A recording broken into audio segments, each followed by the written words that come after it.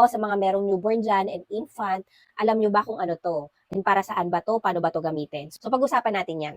Hello mga ka-nesting mom and first time mom na on their nesting period. Gusto ko lang i-share sa inyo this one. This is called a tongue cleaner ng mga babies. This is disposable, kaya one piece lang siya sa isang pack. Kasi ito yung panglinis nyo kay baby sa dila. Mapa-formula milk ka man or even breastfeeding, magkakaroon po talaga ng milk stain sa dila ni baby. Before, ang panglinis ko po is Bimpo. Bimpo, tapos babasain ko siya ng warm water. And yun yung pangkukuskus ko.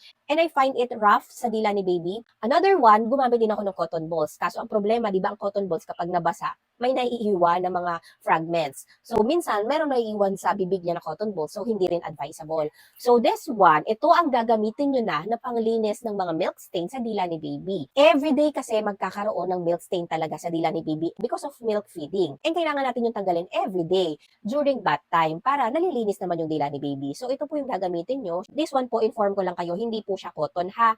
Gasa po siya. Gauze type po siya. Sure ka na makiklean mo and walang may iwan. Ito yung ina-advise ko na gamitin nyo, lalo na sa mga newborn, para linisin ang dila ni baby. So, mabibili nyo to na nakapack na siya. 30 pieces po sa isang pack.